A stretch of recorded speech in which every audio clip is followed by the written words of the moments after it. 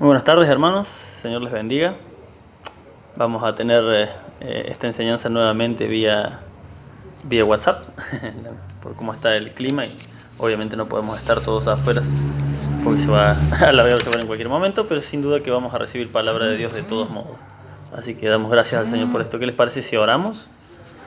Padre eterno, te damos gracias por tu amor, por tu misericordia, Padre, porque a pesar de las inclemencias del tiempo y todas las cosas que pasan en este mundo, tú eres fiel, Señor amado, y tú nos permites seguir recibiendo tu palabra.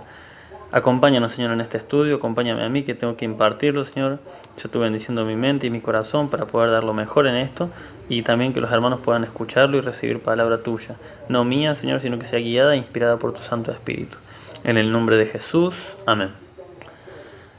Bueno, esta enseñanza de hoy, continuando, ¿no?, con lo que es el Sermón del Monte en Mateo, y también continuando, ya casi concluyendo, falta poquito para concluir lo que es Jesús y la ley, ¿no? Esta explicación de cómo se debía interpretar los pasajes del Antiguo Testamento.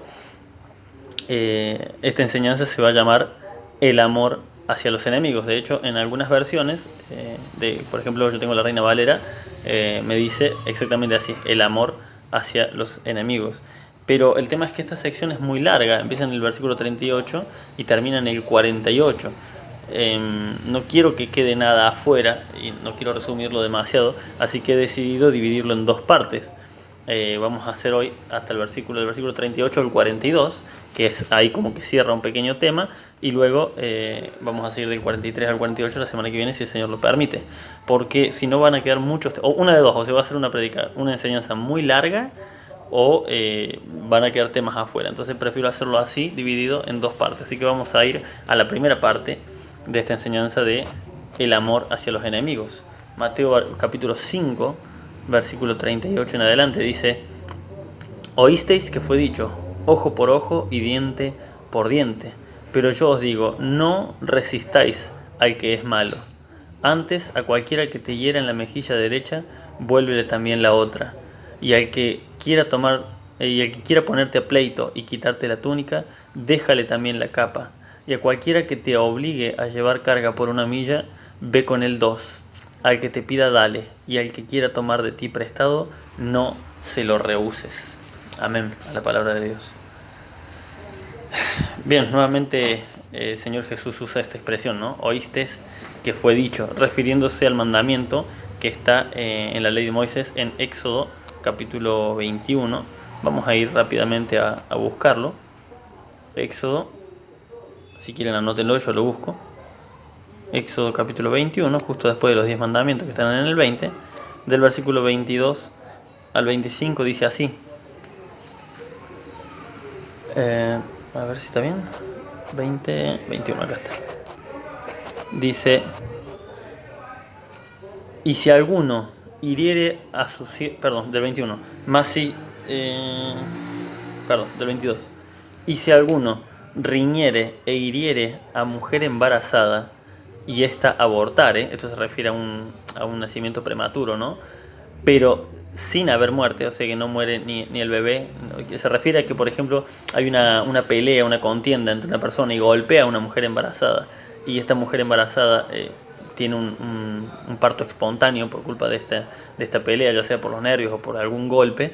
Dice, y si no hay muerte, si el bebé nace prematuro, pero no hay muerte, no muere ni el bebé ni la madre, serán penados conforme a lo que les impusiere el marido de la mujer y juzgaren los jueces, o sea, las autoridades, ¿no? Mas si hubiera muerte, entonces pagarás vida por vida, ojo por ojo, diente por diente, mano por mano, pie por pie, quemadura por quemadura, herida por herida, golpe por golpe. De aquí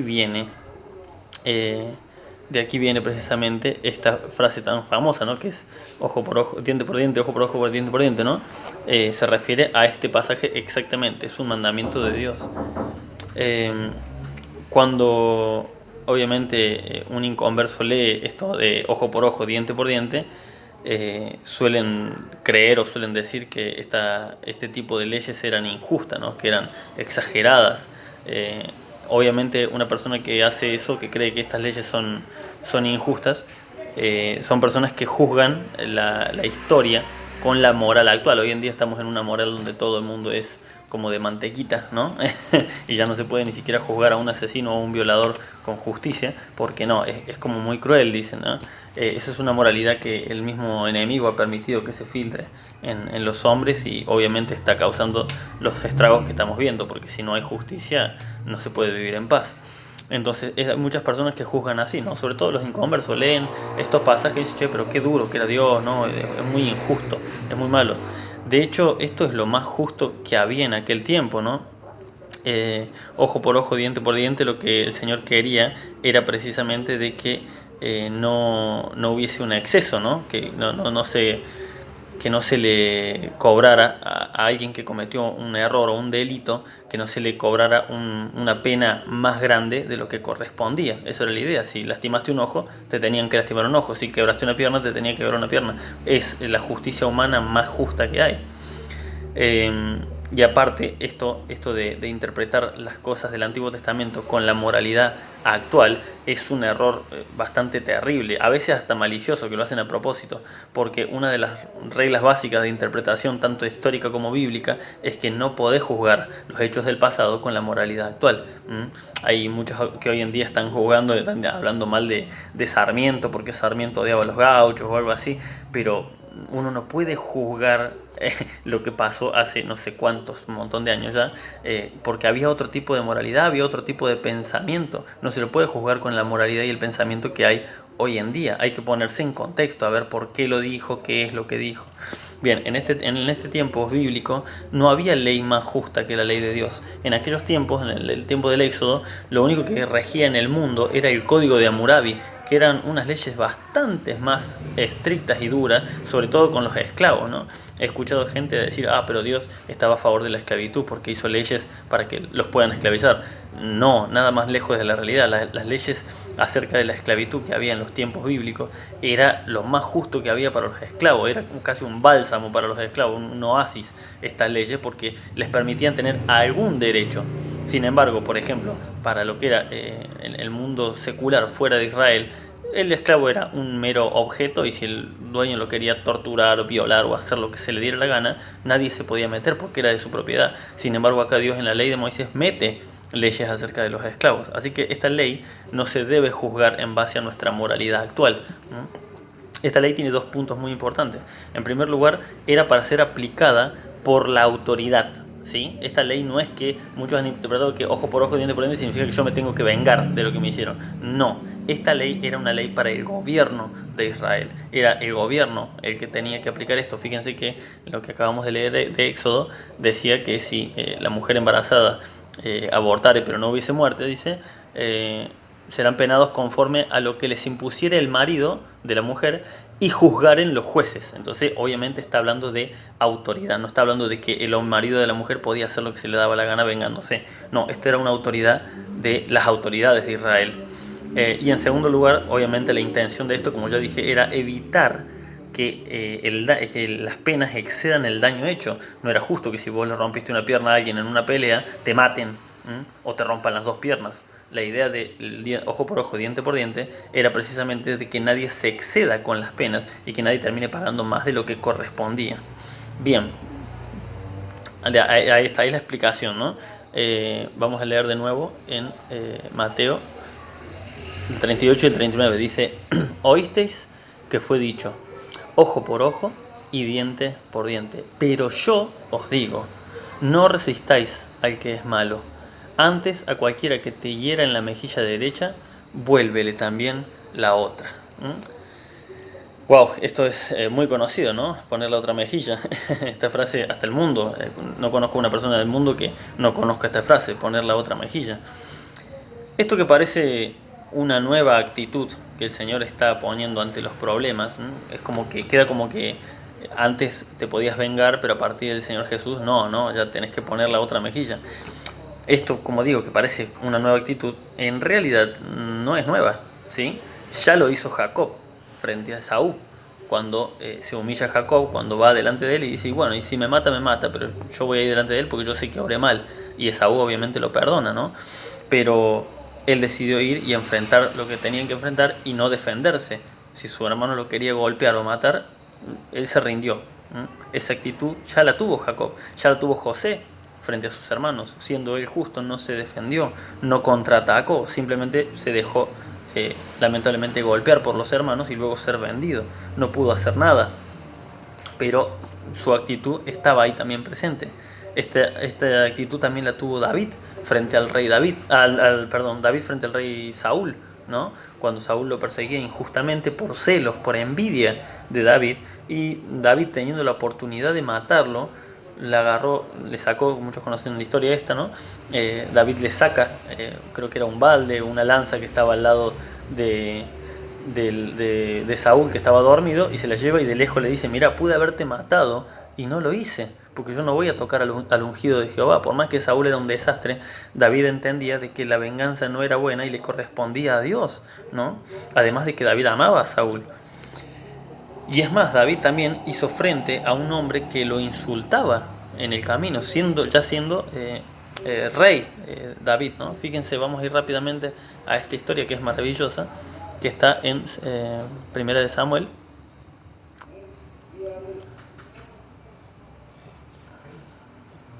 Primera de Samuel, capítulo 16. Perdón, Segunda de Samuel. Segunda de Samuel, capítulo 16. Del versículo 5 en adelante. Fíjense esta historia qué maravillosa. Dice, aquí es cuando el hijo de David quiso tomar el reino y lo obligó a huir. Y David, como era su hijo, obviamente no quiso hacer una guerra y matar a su propio hijo, así que terminó huyendo, ¿no? Aquí nuevamente también está esa actitud de David demostrando de que no quería llegar a ese pleito con su propio hijo. Y huyendo David de su hijo, junto con un montón de gente que lo seguía, ¿no? Que sabían que él era el rey verdadero. Dice, y vino el rey, 2 Samuel 16, versículo 5, y vino el rey David hasta Bahurim, y he aquí salía uno de la familia de la casa de Saúl, el cual se llama Simei, hijo de Gera, y salía maldiciendo, arrojando piedras contra David y contra todos los siervos del rey David, y todo el pueblo y todos los hombres valientes estaban a su derecha y a su izquierda. Y decía Simei maldiciéndole: fuera, fuera, hombre sanguinario y perverso. Esto obviamente lo decía porque él creía que David había matado a Saúl, cuando en realidad Saúl se suicidó solo, ¿no? De hecho lo termina matando un siervo de Saúl, pero bueno, se ve que esta persona creía que fue David quien lo mató. Dice: Jehová te ha dado el pago, esto le dice este hombre Simei a David: Jehová te ha dado el pago de toda la sangre de la casa de Saúl, en lugar del cual tú has reinado, y Jehová ha entregado el reino en mano de tu hijo Absalón, y hete aquí sorprendido en tu maldad, porque eres hombre sanguinario. Estas cosas que estaba gritando este hombre eran mentiras. Tal vez este hombre, por lo que hacía, tal vez hasta lo creía de verdad, pero es mentira. Saúl no mandó a matar a la familia David no mandó a matar a la familia de Saúl, todo lo contrario, mandó a ver si había alguien a quien le pudiera hacer misericordia, y fue precisamente a Mefiboset, ¿no? Entonces era una mentira. Todo esto que le estaba diciendo eran todas calumnias, eran todas cosas injustas. Entonces dice el versículo 9, entonces Abisaí, hijo de Sarbia, dijo al rey: ¿por qué maldice este perro muerto a mi señor el rey? Te ruego que me dejes pasar y le quitaré la cabeza. Y el rey respondió: ¿qué tengo yo con vosotros, hijo de Sarbia? Si él así maldice, es porque Jehová le ha dicho que maldiga a David. ¿Quién pues le dirá: ¿por qué lo haces así? Y dijo David a Abisaí y a todos sus siervos: he aquí mi hijo que ha salido de mis entrañas acecha mi vida. ¿Cuánto más ahora un hijo de Benjamín? Dejadle que maldiga, pues Jehová se lo ha dicho. Quizás mirará Jehová mi aflicción y me dará Jehová bien por sus maldiciones de hoy. Mientras David y los suyos iban por el camino de Simei, iba por el lado del monte delante de él, andando y maldiciendo y arrojando piedras delante de él y esparciendo polvo. Fíjense el odio que tenía este hombre hacia David, y por Dios, fíjense las palabras de David, ¿no? Fíjense cómo tomó esto, que obviamente Dios no le había dicho a este hombre que vaya diciendo maldiciones, pero David entendía que si Dios lo permitió, por algo era, a eso se refieren estas palabras. No es que Dios le haya dicho a este hombre andá y decir malas palabras porque eso iría contra la santidad de Dios. A lo que se refiere David es a que si Dios le permite a este hombre hacer esto y no lo detiene Dios mismo, ¿por qué lo voy a detener yo? Es más, dice, tal vez por culpa de esto que me está haciendo, Dios mire mi aflicción y me ayude. Wow, esas palabras son tremendas. ¿Cómo quisiera que pudiéramos tomar la vida así, hermanos? Qué bueno sería que pudiéramos aprender a tomar la vida así. Fíjense, entonces vemos en este ejemplo y en los anteriores que te di que esta actitud nueva que supuestamente trae el Señor Jesús no es una actitud nueva, ¿sí? Esta actitud humilde ante un acto, el acto de ser agredido injustamente, ya existía en la Biblia, en el Antiguo Testamento, como un principio bíblico. ¿Sí? Ya existía como un principio bíblico, aunque obviamente en Jesús se cumplió de forma plena esto de no agredir a quien te está agrediendo al punto de llegar a la muerte, Señor Jesús. Pero sin embargo, este principio bíblico no es nuevo, no es que Jesús traía algo novedoso, poner la otra mejilla. No, esto es verdaderamente un principio bíblico que ya existía. Y en David, que se le llama un tipo de Cristo porque es una forma en la que se expresa, ¿no? Un tipo de Cristo, una forma que representaba a Cristo, el rey David. Él tenía esta misma actitud que el Señor Jesús. Él no permite, y fíjense qué casualidad, ¿no? David era el rey. Pudo haberlo mandado a este hombre Abisai que sí, que lo mate, que le corte la cabeza, de la misma manera que Jesús pudo haber mandado millares de ángeles a defenderlo, y sin embargo no lo hicieron. Esta actitud es un principio bíblico que ya estaba en el Antiguo Testamento. Nuestro sentido natural de querer justicia nos puede llevar a enojarnos contra alguien que está obrando mal contra nosotros, pero Jesús nos dice que no lo resistamos. No resistas al malvado, sino que dejemos pasar la ofensa. Estas palabras, hermanos, son tremendas, ¿no? Aquí en Mateo, capítulo 5, versículo 39. Pero yo os digo, no resistáis al que es malo.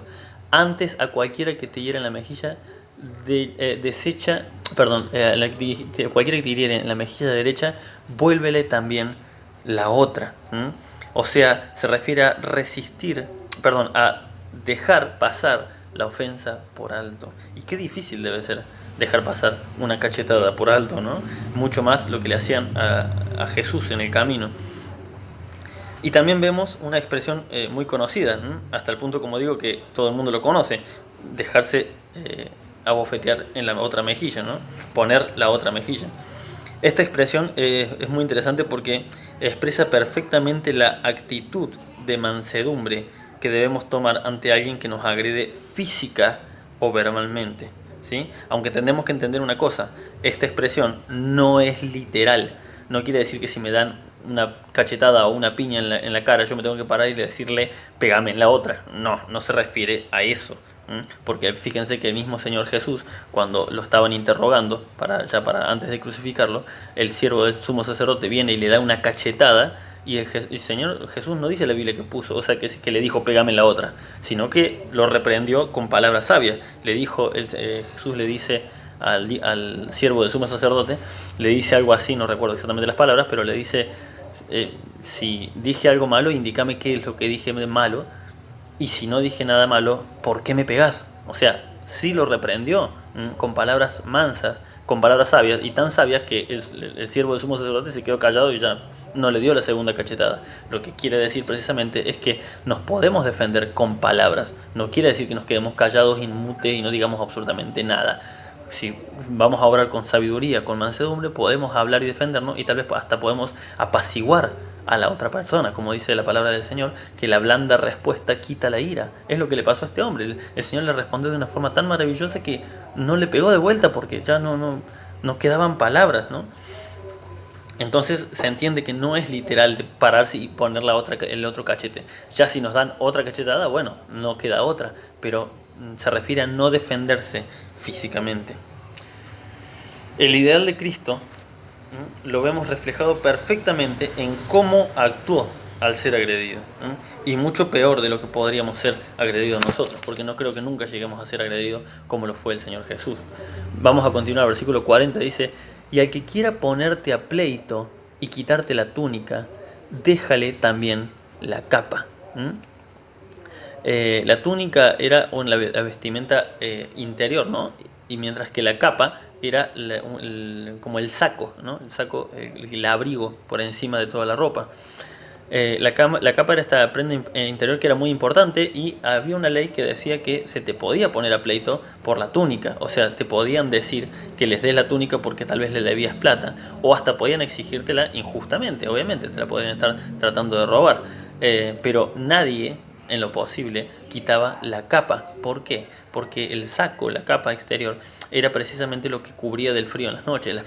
Las noches en aquella tierra donde está Jerusalén, no son noches muy agradables, son noches muy, muy, muy frías, ¿no?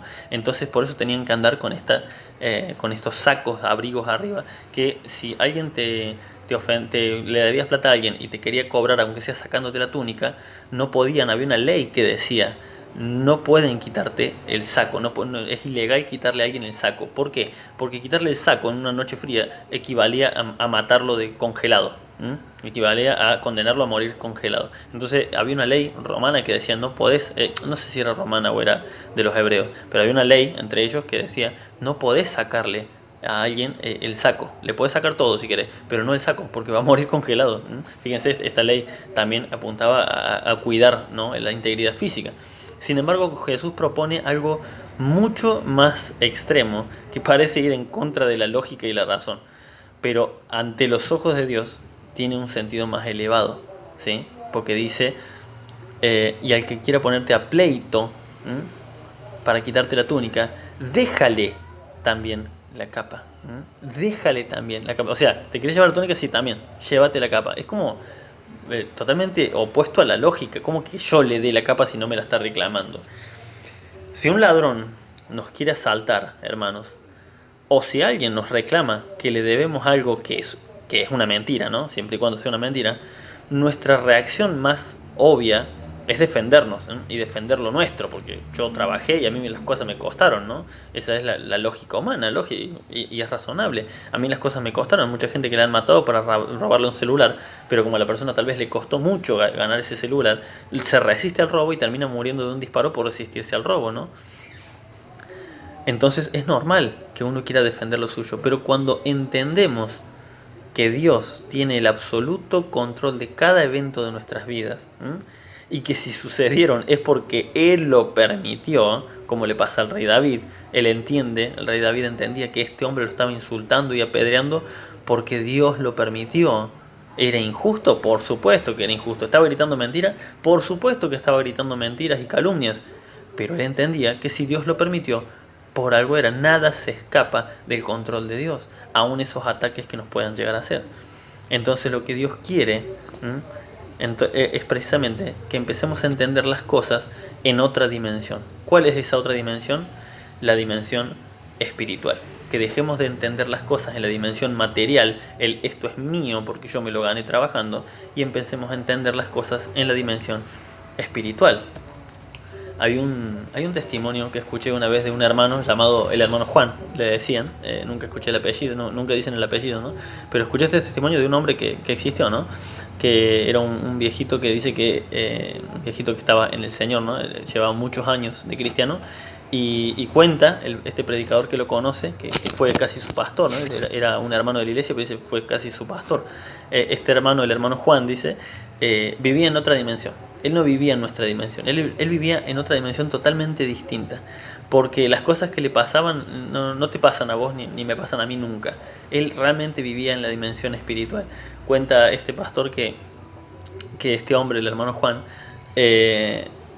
un día, o sea, él andaba a pie, andaba un tiempo, luego logró conseguirse un autito, y bueno, y andaba para acá predicando, para allá, y él era siempre gozo, y estaba todo, lo escuchaba solo ahí, y él dice, iba cantando alabanzas al Señor, no dejaba, dice, y vos empezabas a hablar de Dios, y él empezaba a tirar versículos bíblicos, o sea, tenía la Biblia en la mano, pero nunca la abría, dice, porque los tenía en su mente y en su corazón. No hsea falta que él abra la Biblia, le llevaba la Biblia para todos lados, pero ni siquiera la abría, dice, porque él los tenía los versículos en la mente, en todo el tiempo, o sea, es como que ya se conocía la Biblia casi de tapa a tapa. y dice que un día cae este hermano, cae con una camioneta, una 4x4 preciosa, terrible, dice cara, que se sabía que este hombre no lo podía comprar. Y le pregunta, pero hermano Juan, le dice, ¿de dónde sacó eso? Ah, un hermano en Cristo me lo regaló, me dice, le dice, ¿no? Un hermano en Cristo me lo regaló, así que aleluya, lo vamos a usar para el Señor. Y así, bueno, le regalaron de la nada una 4x4 para que él pueda ir a predicar a todos lados.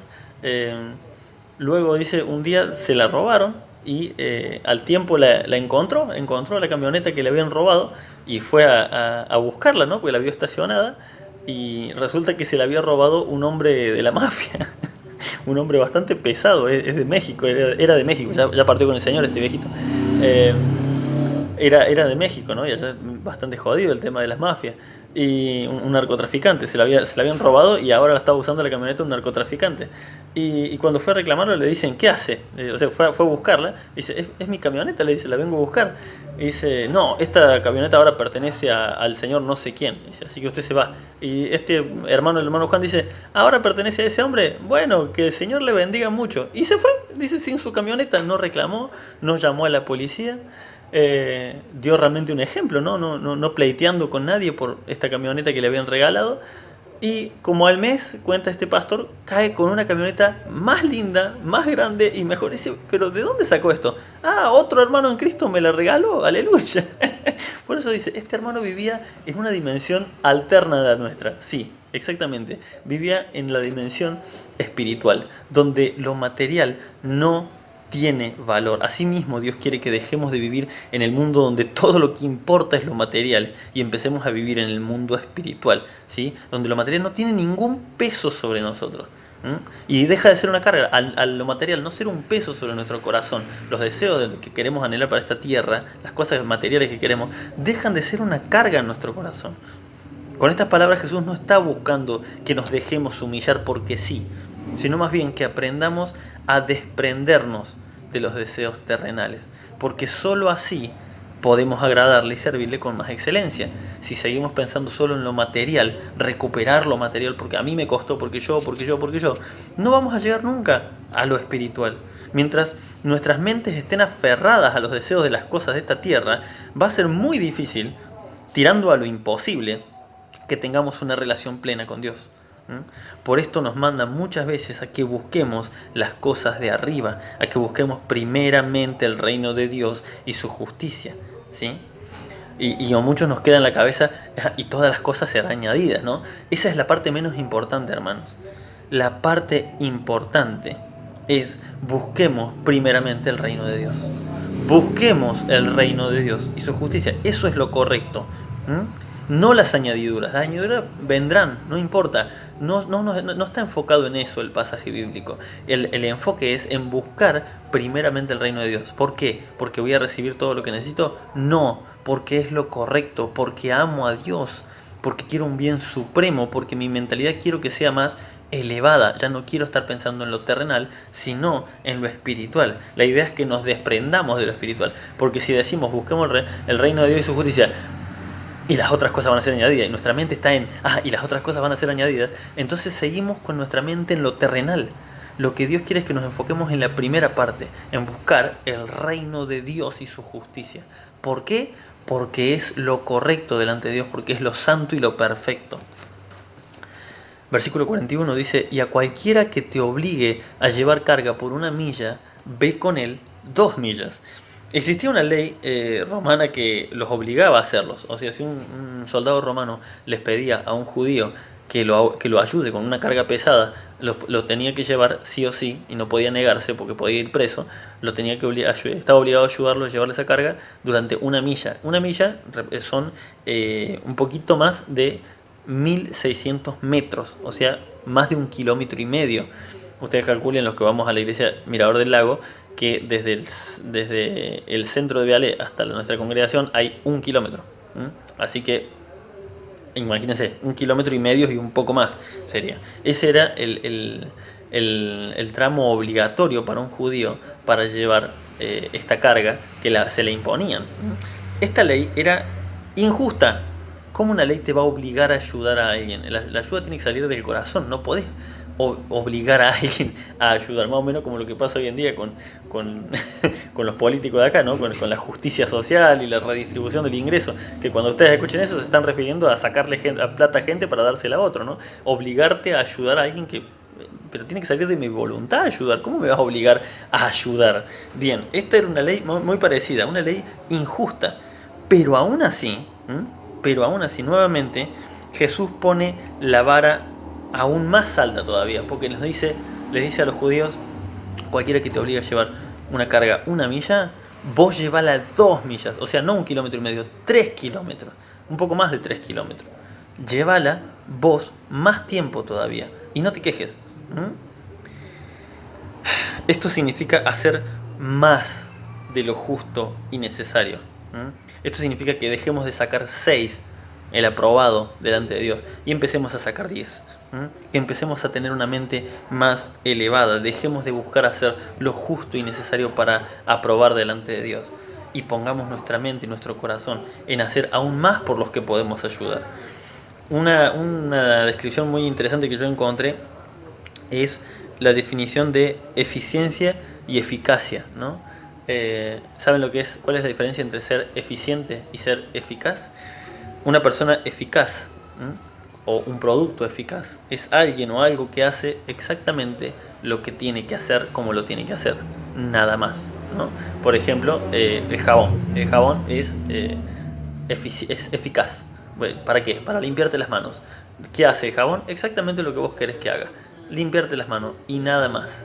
Sin embargo, si ese jabón encima de limpiarte las manos también te desinfecta y hasta te deja mejor las manos, cuando vos lo único que buscabas era lavarte las manos y hasta te las deja más suave, como cremoso, así, vas a decir, wow, qué buen jabón. Ese jabón es un jabón eficiente, no es eficaz, porque hace más de lo que tiene que hacer. Vos lo querés solamente para limpiarte, pero encima es desinfectante, te deja las manos suaves y hasta tiene un rico perfume, así que también te perfuma. Ese jabón, más allá de ser eficaz, es eficiente, hace las cosas que tiene que hacer y mejor todavía. Bien, Dios quiere que seamos cristianos eficientes, no eficaces, no que hagamos lo justo y lo necesario. Y esto es lo que está diciendo acá el Señor. Si te dicen que hagas algo, trata de no hacer lo justo y necesario, trata de hacerlo mejor. Trata de hacerlo mejor. Y yo estoy sorprendido y doy tantas gracias a Dios, por los hermanos de esta congregación, que muchas veces salimos de la iglesia con mi esposa, con los chicos, con el coche, y siempre hay 2 o 3 hermanos pidiéndonos, ofreciéndonos llevarnos, ¿no? Y no es que nos llevan y nos dicen, che, bueno, yo voy para allá, así que te dejo en el semáforo. No, siendo que les queda contramano, nos llevan hasta nuestra casa, y doy gloria a Dios y los bendigo mucho por eso, porque hacen más de lo que tienen que hacer, porque su trayecto es hacia otro lado, podrían acercarme un poco y dejarme más cerca de mi casa y nada más. Sin embargo, no, me llevan hasta la puerta de mi casa y doy gloria a Dios por ello. Estos hermanos verdaderamente entienden la diferencia entre eficacia y eficiencia. Ellos buscan verdaderamente, y Dios los bendiga grandemente, buscan hacer lo mejor para el Señor. Este principio bíblico también lo vemos en la historia de Rebeca, que la conté hace unas enseñanzas atrás, en la enseñanza del matrimonio, ¿no? Nadie le pidió a Rebeca, la esposa de Isaac, nadie le pidió que le diera de beber a los camellos, mucho menos a 10 camellos, sabiendo sabiendo la cantidad de agua que traga un camello, ¿no? Que son creo que eran 136, 160 litros, algo así. Nadie se lo pidió. Este hombre, el siervo de Abraham, lo único que le pidió es que le diera agua para él. Y esta mujer de Dios demostró verdaderamente tener un corazón lleno de Dios, lleno de servicio, lleno de amor. Decidió darle agua a los 10 camellos, siendo que nadie se lo pidió. Era una mujer, era una verdadera hija de Dios, eficiente, no eficaz, no se quedaba con hacer lo justo y necesario. Por lo tanto, nuevamente, el principio bíblico ya estaba ahí, ¿sí? Pero ellos, los judíos, elegían ignorarlo. Al igual que lo hacemos nosotros, no se crean que es tema de los judíos, nosotros también lo hacemos. Nosotros también lo hacemos cuando alguien nos pide algo, y si es que lo hacemos, por ahí lo hacemos de mala gana, o hacemos lo justo y necesario. No vaya a ser cosa que me quiten mucho de mi tiempo, ¿no? Porque estoy ocupado, tengo muchas cosas que hacer. No, hermanos, ese principio bíblico ya estaba en el Antiguo Testamento, estaba ahí reflejado preciosamente en la historia de Isaac y de Rebeca, ¿no? Versículo 42. Bueno, precisamente como digo, ¿no? Este principio bíblico nos muestra que este mandamiento que el Señor les da no es un mandamiento nuevo. No es un mandamiento nuevo. Ya estaba el principio bíblico, al igual que el del matrimonio estaba reflejado en Adán y Eva, al igual que el de no resistir a los enemigos estaba en el rey David, estuvo en José, estuvo en muchos, estuvo en los ejemplos que acabo de dar. Versículo 42. Al que te pida, dale, y al que quiera tomar de ti prestado, no se lo rehuses. Ay, ay, este es uno de los mandamientos más difíciles. No de entender, es uno de los mandamientos más difíciles de obedecer. Porque aquí se nos pueden ocurrir 1000 excusas para no hacerlo, hermano. ¿Sí? Podemos decir, no, pero pasa que es alegórico, ¿sí? Es demasiado. Si me piden y yo tengo que dar todo lo que me piden, es demasiado, ¿no? O también podemos decir que no es para todos los casos, ¿no? También podemos decir, no, pará, si yo estoy viendo que es un hombre que me lo va a pedir, me está pidiendo dinero y yo sé que se va a comprar cigarrillos o se va a comprar alcohol, no se lo voy a dar. Yo soy de pensar así, yo pienso exactamente así, ¿no? Si yo sé bien que esa persona es un alcohólico y va a usar ese dinero para el alcohol, no se lo voy a dar al dinero. También he escuchado la frase famosa de hay que ser manso, no menso, ¿no? Y así se nos pueden ocurrir un montón de excusas para no obedecer este mandamiento. Lo único cierto es que Jesús nos dice un absoluto, ¿sí? Nos dice una frase absoluta. Dice así, al que te pida, dale. Al que te pida, dale. Wow, qué fuerte, no da nada, no da nada a entender nada, solamente dice al que te pide, dale. Da un absoluto dejando que seamos nosotros los que decidamos cómo interpretarlo, cómo lo aplicamos a esto, tal cual está escrito, buscando principios bíblicos que nos ayuden a entenderlo. Eso depende de cada uno, hermano. Yo no les puedo decir que ustedes le den plata a cada persona que les dé, porque tal vez sería medio insensato. Como dije, como en el caso de poner la otra mejilla, no significa literalmente hacerlo así. Está dando un ejemplo supremo, ¿sí? Y acá también nos está dando un ejemplo supremo. Al que te pida, dale. Leí en esto cuando preparaba este mensaje, en un material leí que no recuerdo quién, pero había un siervo de Dios, ¿no? Que decía, yo prefiero dar 10 limosnas equivocadas a una... prefiero dar 10 limosnas a personas equivocadas que por negarme, por dudar de darla, termine negándole la ayuda a alguien que sí lo necesita. Este hermano pensaba así y también expresaba esto de que para él esto era desprenderse de lo material.